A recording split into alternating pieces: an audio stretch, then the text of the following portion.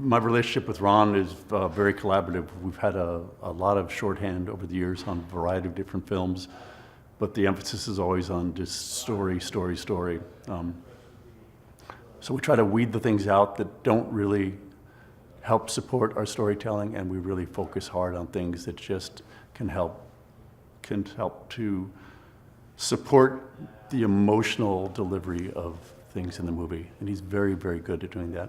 So we get left alone to do our job a lot, but all of the touch points that we have as far as conversations after screenings are really based upon, are we getting the resonance? Are we getting the focus?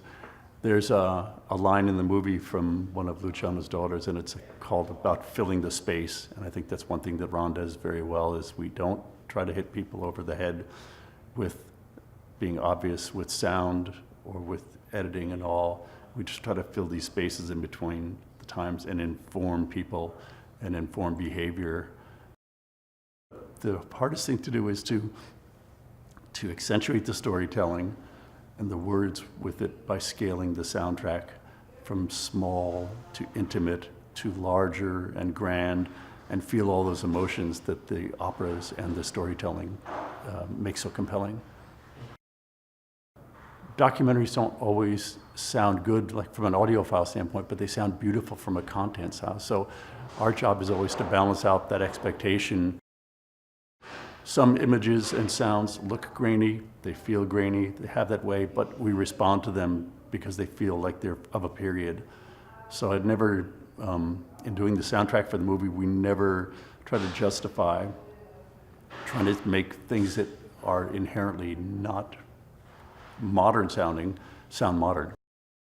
The Dolby Atmos decision on this really was based upon, once again, the depth of field of being able to expand the immersive audio experience.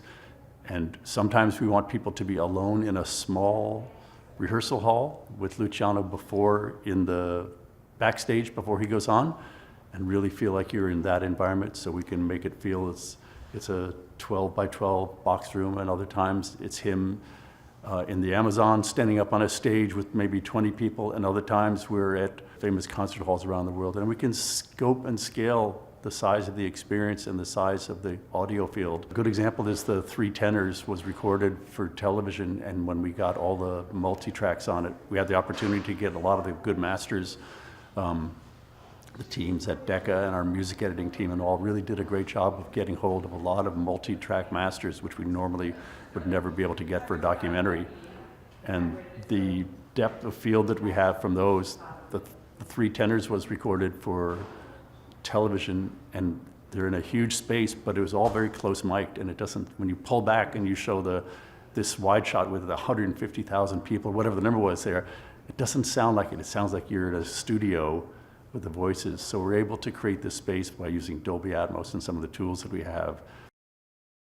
Rather than doing 3D audio, what we wanted to do was make a more immersive experience, and we did what's called reamping the orchestra. We took Luciano's vocal track and the orchestral tracks, played them into Studio One at Abbey Road with 12 mics placed around the room, similar to what the sound field would be like in a movie theater. And we were able to re-record those performances. And it's a brilliant way. It's acoustic, it sounds very, very close to what the original recordings do, and it just creates a space that you would normally never be able to do. If Pavarotti were alive today, I would hope he would say that we had honored the human voice in a way that would make him proud. It's the centerpiece of the movie, but it's also the most resonant characteristic of all the music that's here. I would want him to say that his soul and his heart came across our movie screen because of the way that we respected his voice, and we did everything we could to make sure it was preserved exactly as it was.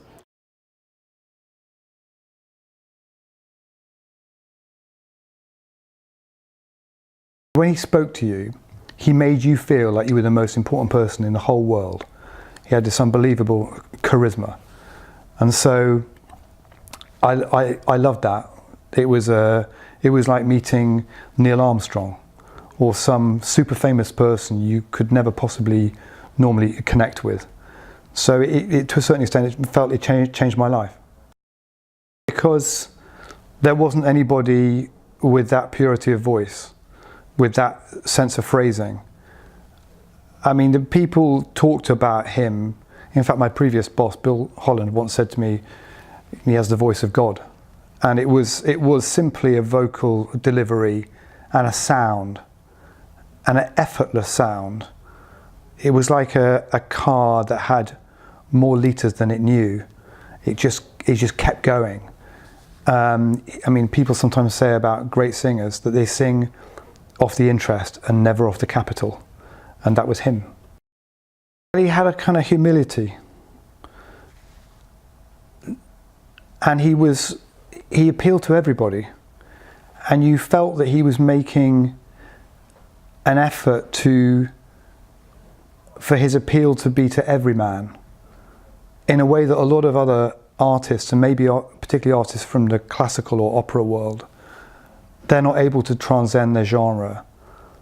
They're intimidating. And he was the exact opposite. He had that magic charisma that defies, or actually is beyond any description. It was something extra special, and it translated everywhere in the entire world. So he was that unique thing we'll never see again in that way.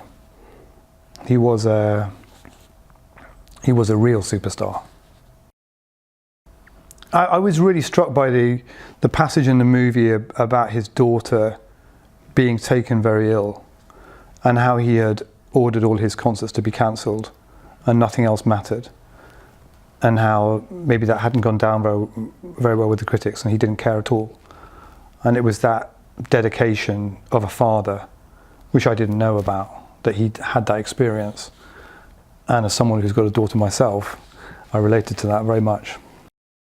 The three tenors, and the phenomenon that was the three tenors, that perhaps now people don't realise quite how big the three tenors were.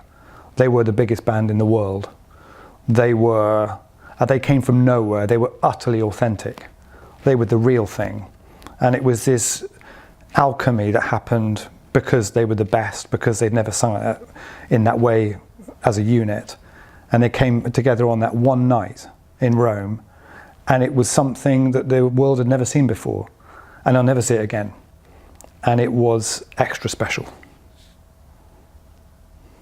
And it changed an industry. In terms of how the documentary actually came about, there wasn't a specific moment in time. However, I do remember following the 5th anniversary of Luciano's death, there was an event in Modena. And about that time, we were talking with Nicoletta about how to raise Luciano's profile again, and about how to remember him.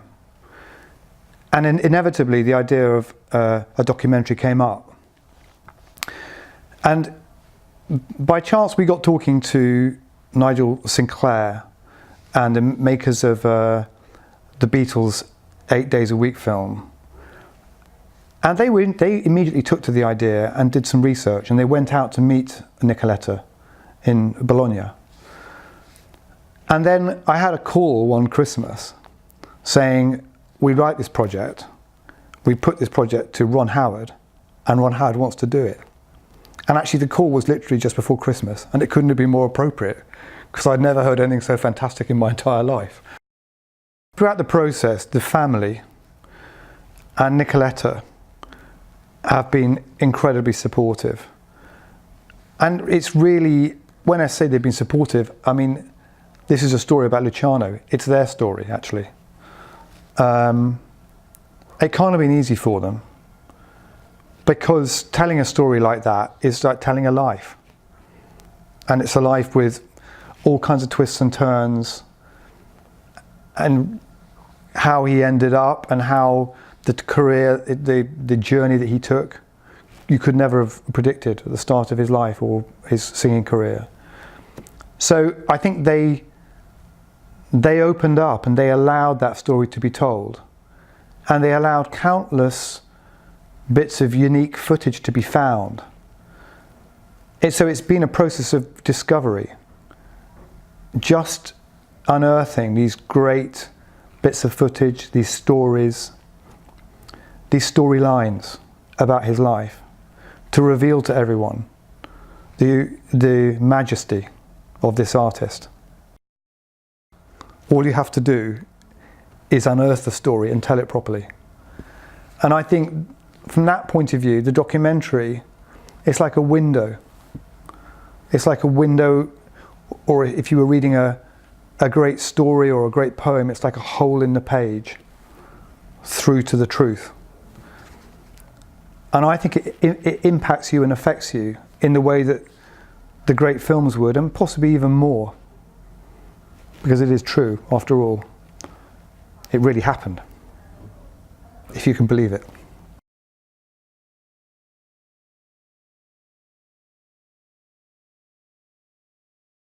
I think Luciano was a rock star. I mean, he was clearly the biggest rock star that ever was. You know, you could go into a remote country and thousands upon thousands of people would greet him. He was passion, which translated through his voice.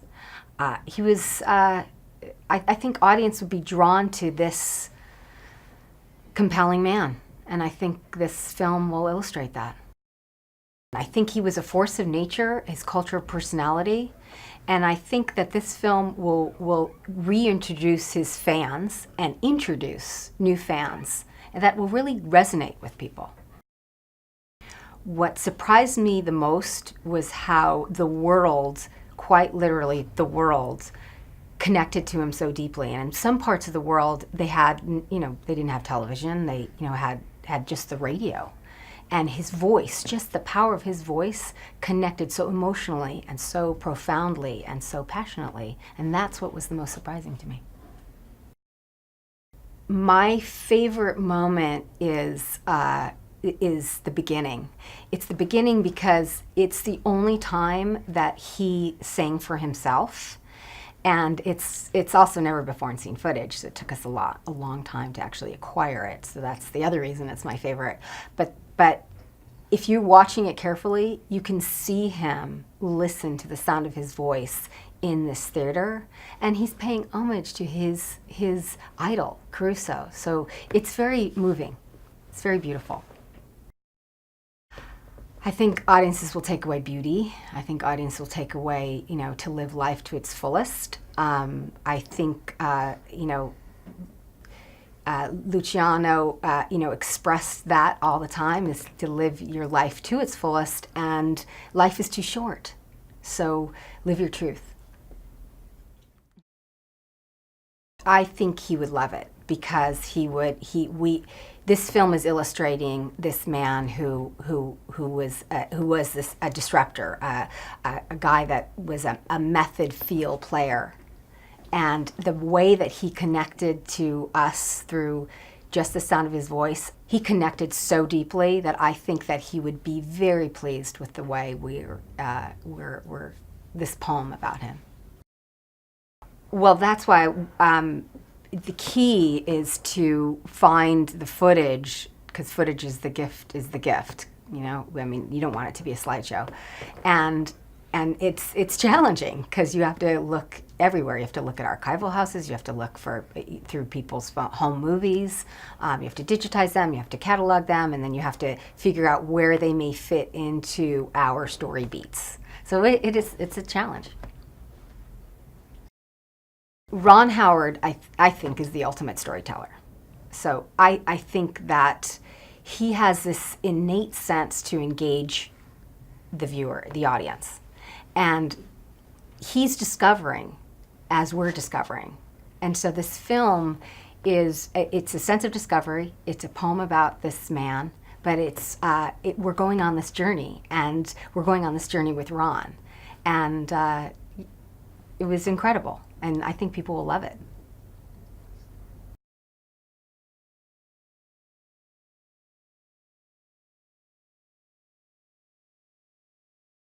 Working with Ron Howard is fantastic. It's the best because he is, in the truest sense of the word, a director. He is very decision-based. He knows what he likes. He knows what he doesn't like. And when you're working with directors, it doesn't matter if you're working on a huge narrative film or a tiny independent documentary or anything in between, you want people who are decisive. Even if they get it wrong, they'll recognize it and they'll correct course and they're open to collaboration. But I think that is the true mark of Ron. He's very open to collaboration, but he's decisive. And I'm telling you, no one appreciates that more than me. I'm a documentary guy, and I love entering a world I don't know much about. And I didn't know anything about opera really when I began. And I think anyone who's at the top of their game is a compelling person. Anyone who's fought and held a passion in their heart for something so dear that they've dedicated themselves to a craft, I think is very compelling. Not to mention just the human frailties of life that we all go through. So it's both a universal story and something so unique because he had, such a unique talent. So to be able to explore that, I think is fantastic. When writing documentaries, it's a lot about structuring. You're trying to create a structure that matches a narrative film. 3 acts, the up and down of emotional arcs, the way an audience kind of engages with a film is through high contrast, right? To be really up and then to be very sad and then be very excited.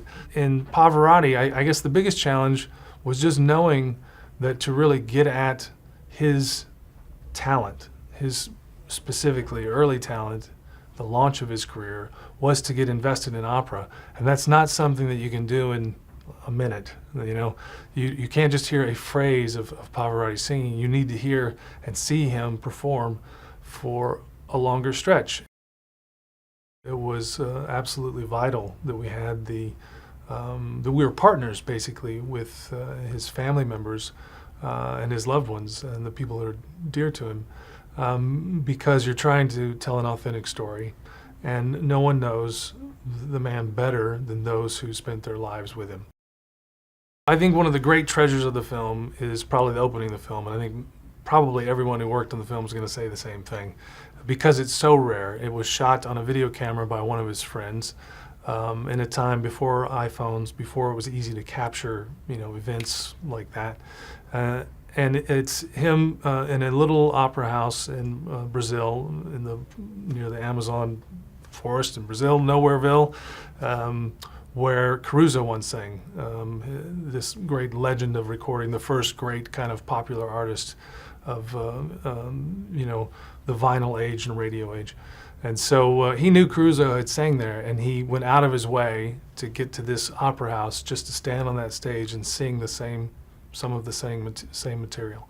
And to see it, him in kind of casual wear, sweatpants, standing on a stage, just opening his mouth and having that beautiful voice come out and fill that room is amazing to watch.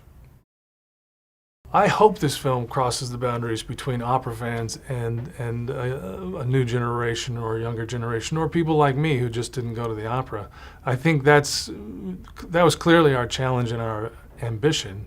And if Pavarotti were alive today, that he would be fully backing our challenge, because that was his goal, is to take opera out of the opera house and bring it to the people. And if we can do that in some small way, I think that we'll be, in our own minds, hugely successful. I hope that audiences come to understand that he was a man, that he was a human. Sometimes we look at these people in our culture with special gifts, whether they're in the arts or in sports, and we see them as kind of godlike.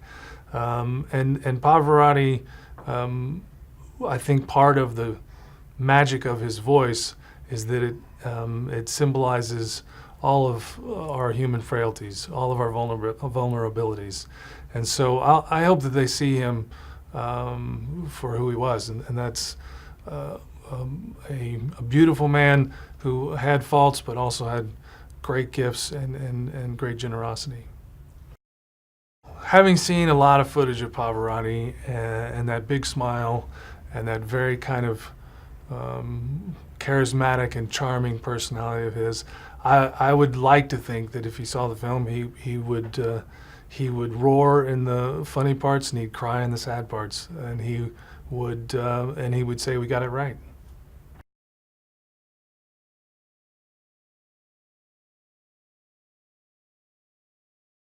It was very important to tell about Luciano to the world, because Luciano was one of the best artists ever, but from my point of view, even one of the biggest soul, you know, in this planet, the biggest art. He had a great heart, a great humanity, and I thought that was important to share all of this with the rest of the world. Luciano was a very warm person, and he had a special way to treat people. For him, everybody was the same. It doesn't matter which kind of job or how much money they own or don't own. For him, it was just about being a human being, and more than everything, he always wanted to learn something from people. So was really interested in people, in everything they were doing. It doesn't matter what was the occupation. Even, for example, he was fascinating by the people that was working with the wood. You can see from this house, his own house, that the wood is all over. From all the ability with hands, from artists, from chefs, from everybody. So he was interested in the world and in understanding the other person. So I think if we go through religion, he has what we call the charity, the real charity, you know, the real Christianity in loving the other person for what it is, you know. So he really loved the human being and was interested in human being. Luciano was really a simple person in terms that he really loved to live in a simple way. For him, were very important his roots, his hometown, his country was really, for him, stay in contact with even with the ground, you know, with earth was really important, even in from the material point of view. For him, gardening or taking care, you know, of welcoming friends and all the people that were coming here, including students, you know, was really important, because he loved the simple things in life. He was grown in a normal family. His father was a baker. His mother was working in a factory, for tobacco factory. So it was simple beginning, but he kept this simplicity through all his life. Yes, I would be very happy if the viewer coming away from the cinema can keep up with himself this positivity, this joy for life that Luciano had, you know, because for Luciano was really important to try to transmit this positivity, you know, to everybody. And I think you can tell from his smile, from this his glimpse in the eye, you know, it was communicating that life is something very important and that should be enjoyable every minute, you know, because, and this is one of the things I really would love people to understand of Luciano, is his love for life, his solarity, his good way of seeing life and people. He was a great artist, but that talent, as he always tells to students, to everybody, is not enough. That you have to have dedication, you have to have discipline, you have to study. And for Luciano it was really important not consider himself good enough. For him, every day, every concert should be better than the previous one.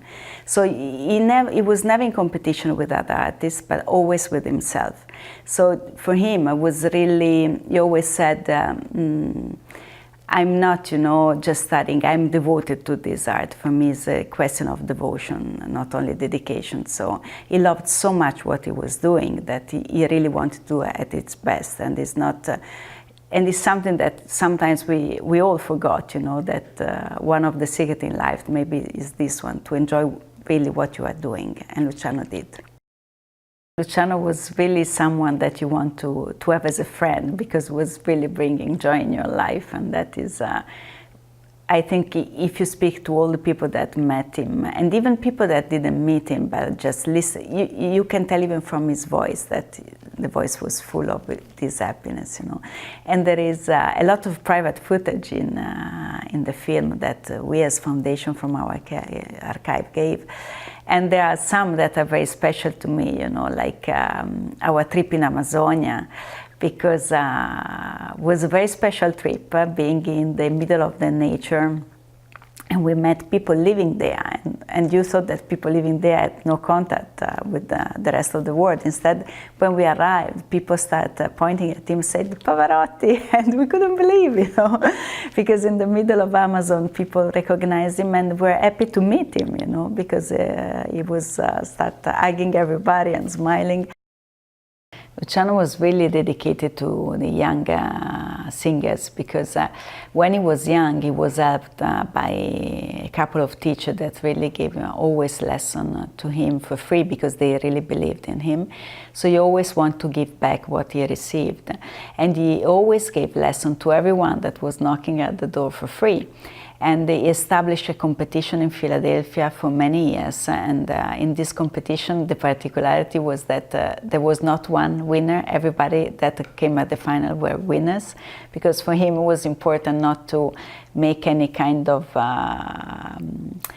classification or real competition. For him it was very important to share his study, his way of, his little singing secrets. Some of the singers never reveal their secrets. Luciano had no secret. I always want to share with everything. And he always said, if I can do it, you can do it. So he was always trying to teach, showing the students how to do it, For Luciano it was really important, to share the music with everyone, because he lived when opera was for everyone. People was singing in the street areas. Then for a while, opera was just for a certain elite, for people that can afford to go to theater. And for Luciano, it was really important to bring opera back to the people of the world. So he understood at a certain point of his career the importance of television in doing that. After his first telecast in La Bohème, that was in 1976, he decided that television would be the biggest help he could have, in spreading the opera among the people.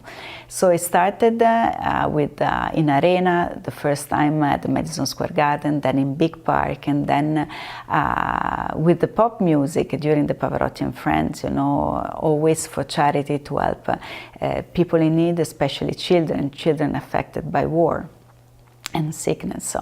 And for him it was really important to create, I always say, like a kind of democratization of opera, of the culture.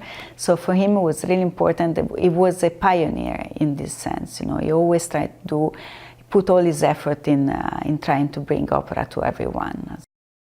I think that this movie can be very important in introducing Luciano to the young generation, to the new generation, and to all the people that didn't have the possibility to meet him in person or to discover him through music or through videos, And I think he's an important figure for the world, because it could be an inspiration on how music is important, on how culture is important, and on how, heart can make the difference, on how the soul can make difference, being open to the other and trying to help other can make the difference. In a world maybe where we all struggle for success or we struggle for money, you always try to repeat, even to the young student, that is not becoming famous the aim, but is trying to do what you are doing with passion and dedication.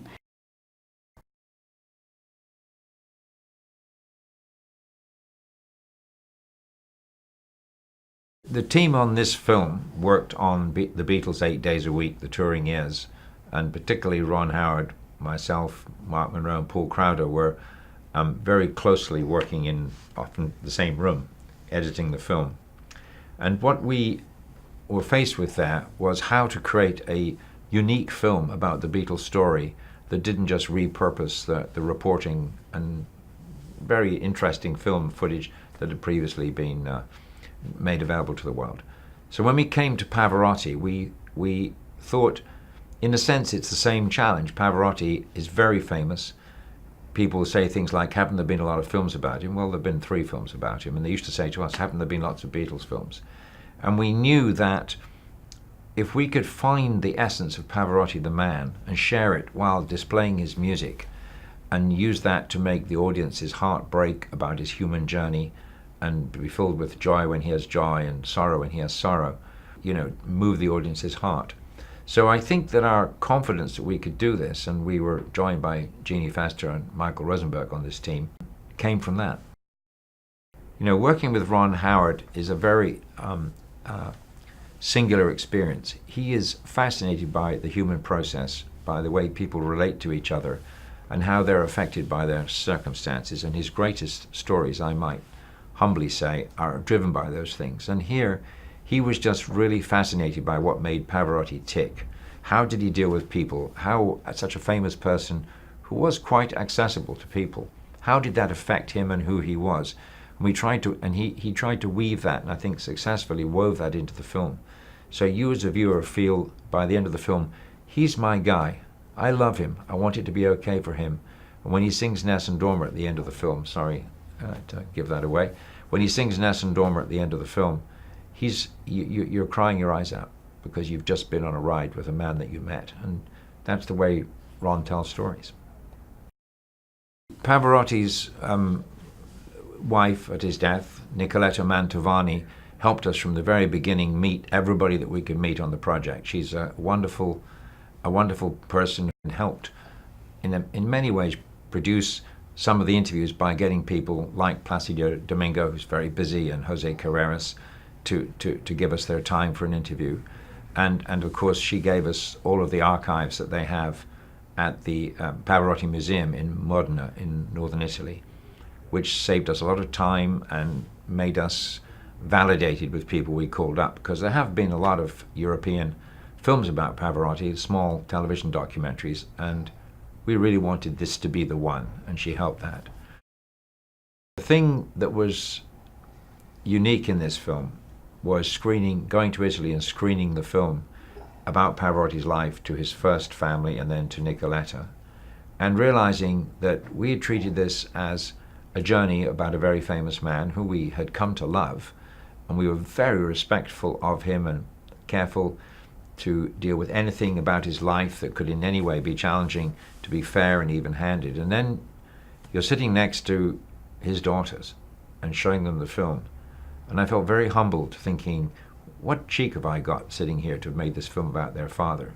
And afterwards, when they were talking in Italian about what they thought about the film, and they loved some things and other things they would like to have changed, some of which we could accommodate and some of which we couldn't. And they kept referring to him as Papa. And that sort of made me want to cry, because I realized they'd lost their father. You know, he was away all the time, and towards the end of his life, he settled down a bit more, and then he was struck down with, as you know, with cancer. So that really moved me a lot and humbled me. We open the film with a piece of unique footage filmed by Andrea Griminelli, who is Pavarotti's flute player and traveled with him for his solo concerts. They'd been to Buenos Aires the night before, played to 200,000 people.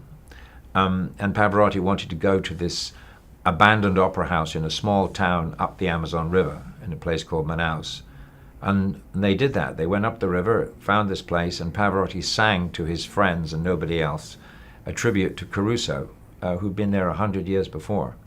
And we have that film footage and we use it to open the film, and that's definitely something very special. It's sort of like in the Beatles film when we found the Candlestick Park footage from fans that the show had never been filmed and it was the Beatles' last concert. Well, this has that same resonance. What would Pavarotti's reaction to the film be?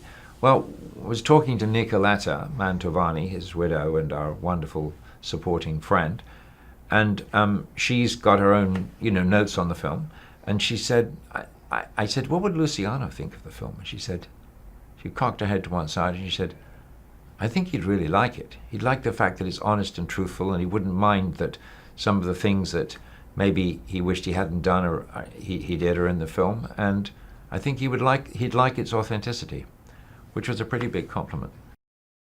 I think that Pavarotti has earned his place in the international consciousness. You could say he's a citizen of the world. You could say he's just a unique, branded personality. But from the 100 million people that have watched Nessun Dorma on YouTube, he's moved their hearts. And the reason they watch it right through is because it makes them cry and it makes them think of something wholly other from their day-to-day work. And that's what he was. a dream maker.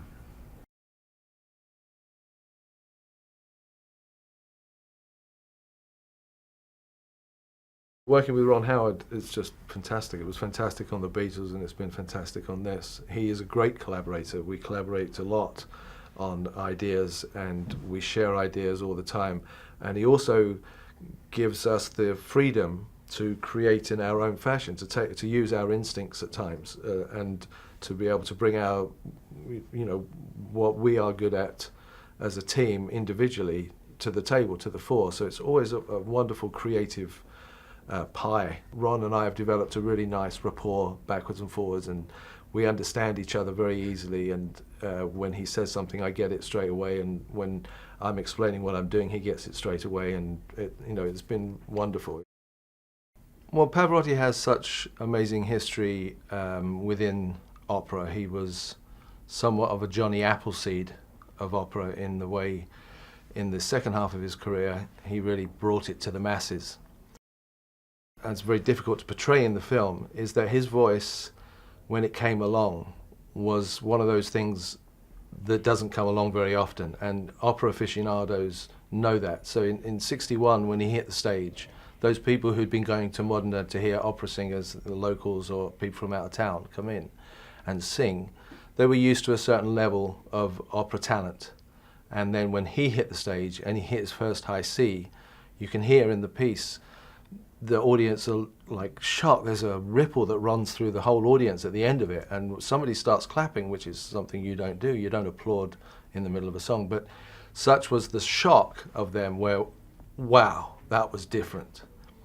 So he had that impact when he took the stage, and when people first heard him, he had that impact on the opera world, and obviously instantly blew up into an amazing star. My father had spoken to him a couple of times on the phone through business, my father does, and he had told me he was a very funny guy, and a guy that, was really fun to hang out with. So I definitely wanted to make sure we got that across in the film, and I felt that I was looking for those moments when we were looking through the footage to support the film. We were looking for those moments that really draw you in to his personality. It was wonderful having the connection with the family, and we sort of have a really lovely relationship with everybody. The daughters and Adwa and Nicoletta, we really formed quite a nice bond through this thing, and hopefully a bond that will last beyond the film. But it's really special to have them in the film, and I don't believe, it's my understanding that I'm not sure that the girls, that either Juliana, Christina or Lorenza have ever given interviews before. So I believe it's an exclusive. So again, we're even more privileged and honoured to have them included in our film. We've had some screenings of the film, and what was really beautiful about it was that the younger generation that came to see it, some of whom I was able to talk to afterwards, was how the film sat with them and lasted with them, and that they were now listening to Pavarotti at home. They were playing Ave Maria in the car. I think this film will transcend generations. I think this will introduce somebody to people. I think what we've made here is not a story about opera or anything like that. It's a story about a person, and it's a person that is so enticing. When he starts talking, you're immediately drawn in. It's almost impossible not to be. And what we were able to do was take some great recordings, and with the help of Decca, get some of the 24 tracks, and we mixed at Abbey Road, which was another fantastic thing to be able to do, and obviously with our fantastic sound team, with Chris Jenkins at the helm, was just take this music and bring it to the audience in a way that's never been done before, using the Dolby Atmos technology as well. We can present this film in a completely unique way, where you can really, really pinpoint his voice and see his voice and count the molecules, as it were. I would hope he would feel the same way that we feel as filmmakers, in that that we told an honest story, and that we did represent his life, and we did manage to capture his essence as a human being. We managed to capture his voice and the work he put into creating his voice. the joy he spread in the people that he came into contact with, and the joy that his voice brought to people.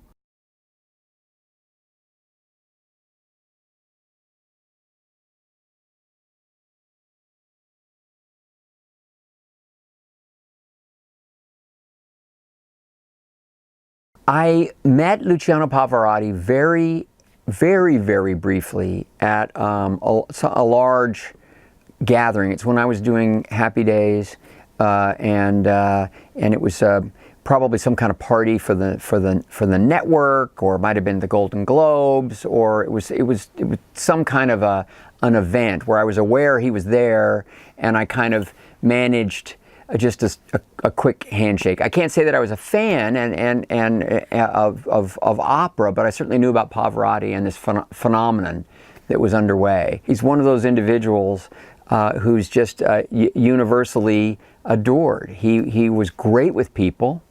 We talk about this in the documentary, but he's one of those individuals that really would make a connection and make you feel that that he was glad to meet you. And I felt that way, as brief as it was. I have not been a fan of opera, but I wasn't a fan of Formula One before I did Rush. And I didn't know that much about the space program before I did Apollo 13. Appreciation, yes. And I certainly have appreciation for opera and Pavarotti. I'm fascinated by by characters, by individuals, in the way that they're tested and challenged, and of course, high achievers are always fascinating to us because we want to know how that thing is possible, and you begin to delve into the world of opera, and you realize that that artistry it both comes from the heart, but it's also like an incredible physical feat to deliver those notes combined with a true performance in a way that's going to resonate with you. And I don't understand the lyrics, and yet I'm moved. The movie is a character's journey, and it's an unexpected one. It's fun. He's funny. He's charismatic. He's a great figure. And the music that's sort of his tool. That's what he used to carry him to greatness. But that's not the story. It's a huge enhancement. Sometimes those arias help us tell the story of what's going on in his life. But it's not the story of the music. It is the story of the life, and it's a very surprising journey and very engrossing, and probably more entertaining in surprising ways. The highs, the lows, the laughs, and even the twists and turns. I'm an actor's director. I look at faces, whether a camera's rolling or not, and I can't help but sort of be drawn into what I think is going on behind whatever the person's saying or doing. That's in life, or that's in a scene. And as soon as I started working on the film, I was just kind of blown away by what you can see going on behind Pavarotti's eyes when he's performing. I was engrossed by the shape of the journey. And as I only thought of it as this remarkable, sort of nothing but high watermarks kind of career. And of course, he had vast success. But when I looked at it, to me, it said something about passion for life and passion for art, and there are risks involved in both. And he bore the brunt of taking some of those risks, but he also, sort of no guts, no glory. I think ultimately he lived a very, very glorious life, and I think that the drama of that was unexpected and interesting and very, very human. You know, in our documentary, he talks about how at one point he's never really happy, and I believe it. I believe it. Having now lived with him as a character, I think he could be kind of satisfied and know he gave his best, but I don't think he ever felt like he'd completely realize the full potential of any one aria at any moment, you know. And there's something kind of comforting in that, but it also tells you why he could reach the heights that he did, because he never thought he was there, right? And so if you always feel like you can do a little better, then perhaps you will. We've had so much support that I think we've gotten that right. But I also hope that that person who's never really paid much attention, but hears that it's a good story, will watch the film, and once again Pavarotti will be this great ambassador for his art form, because I find myself waking up in the morning and in the shower, I realize I'm kind of humming an aria. I mean, it's infectious, and it's powerful, and it's moving. And I hope people discover the art form through the movie.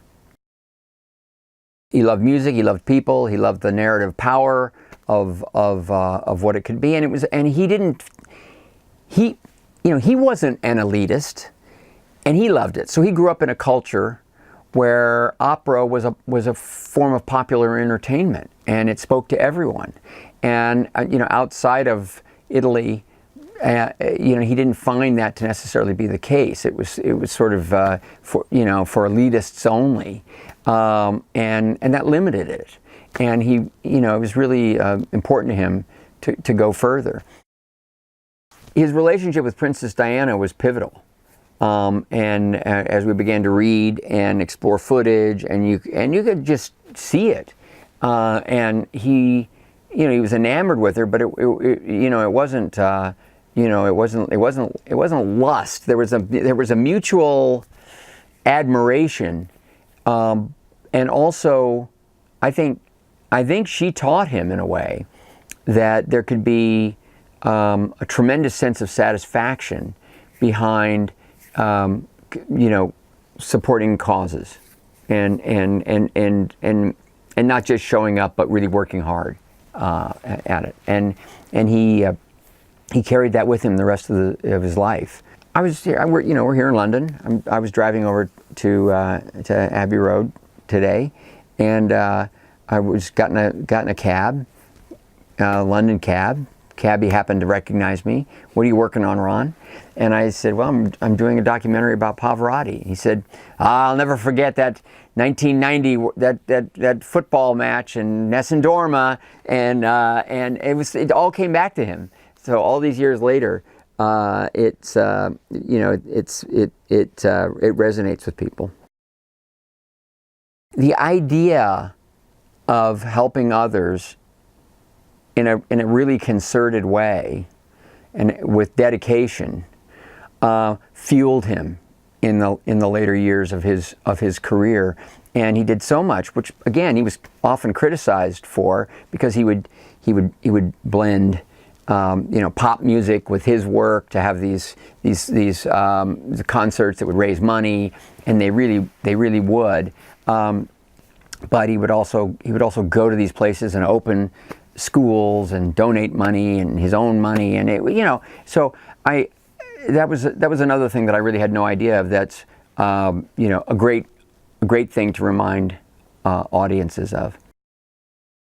Bono loves Pavarotti so much, and it is so clear in the interview, the friendship that they had. And the mutual respect is so clear, and Bono's respect of Pavarotti. And his interviews are a gift. They're a gift to the memory of Luciano and to our film, because he's able to articulate so much in terms of the X factor.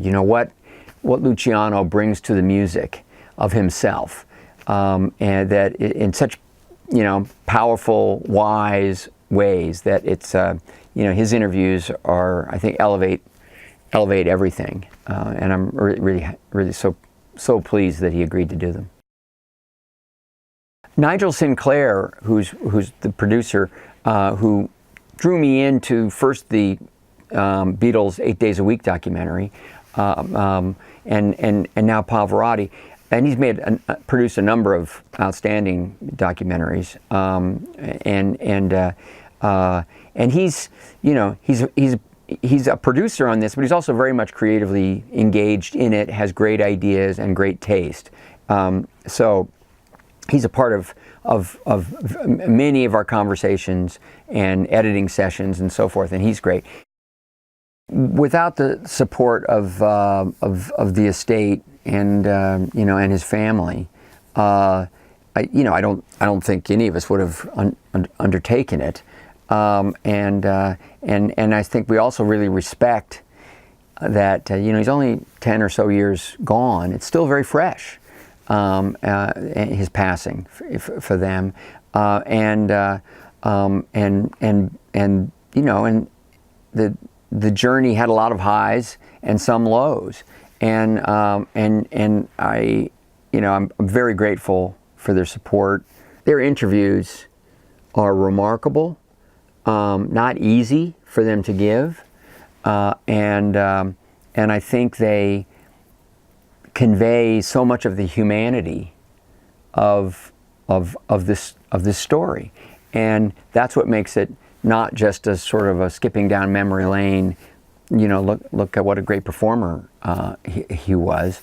It is the story of his journey and his loved ones, and the lives they lived together, and I think that's what makes the story so much more relatable. And then when you come to those arias, you feel so much more. Pavarotti's mission to be this global ambassador for this art form, took him up the Amazon River. It took him to China. It took him to the heartland of America, and fortunately, somebody always managed to drag a camera along, and so there are all kinds of surprises. But again, it's because he ventured out. He had this spirit and this zest for life that was compelled him to try stuff, to meet people, and opera was sort of the mission, and it gave him a reason. But obviously, there's also just this this love of exploration and people and life, and wanting to be a part of as much of it as he could. Look, Pavarotti is pure charisma,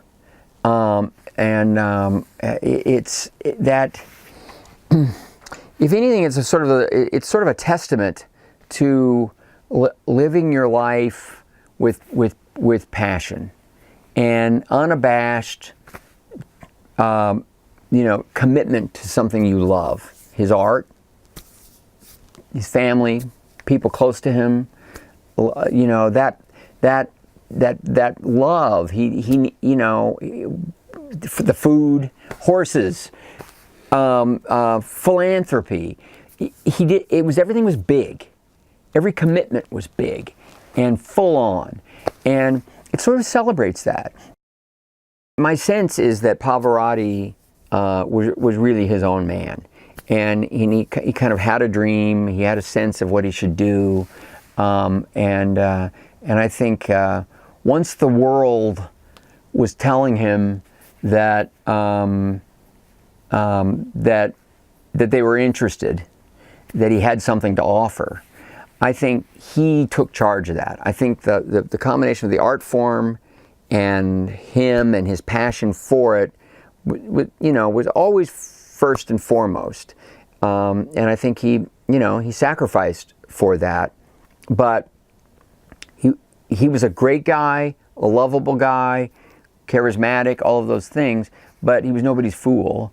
You know, I think he was always in charge, and part of the fun of some of the fun scenes that we discovered really have to do with him sort of navigating those with you know, the sort of the levers of power, and it's pretty hilarious to see the way he charmed, cajoled, bulldozed, and managed to ultimately follow the path that he had chosen time and time again.